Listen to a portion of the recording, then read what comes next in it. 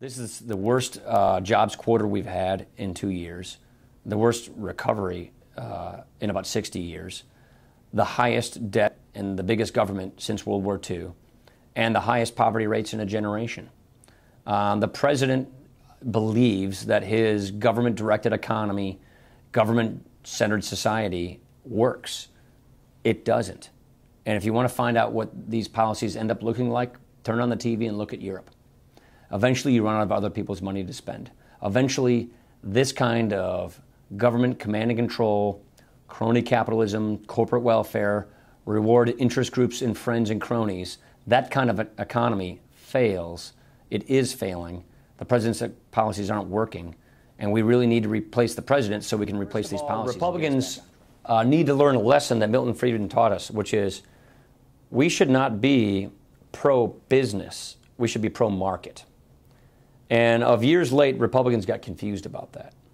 A lot of Republicans thought by giving some kind of benefit, whether it's an earmark, a pork barrel spending item, a tax benefit, or some regulatory favorable treatment to a company, a sector, or a business, they thought that was being pro-market when it's really being corporate welfare, crony capitalism.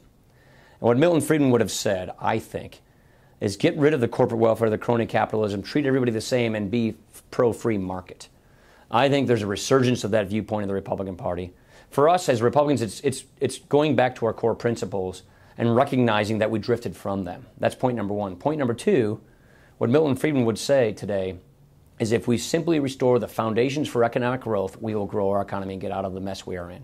He would also, I think, be extremely critical of the Federal Reserve, of the massive monetary easing that's occurring, and how inflation is a phenomenon that we still do not yet understand, and that we're really playing with fire from a monetary policy standpoint. And the faster we can get to sound money, the better off we're all going to be, and the less likely that the Federal Reserve will end up debasing our currency, which would wipe out the living standard of ordinary Americans who have all of their savings denominated in dollars.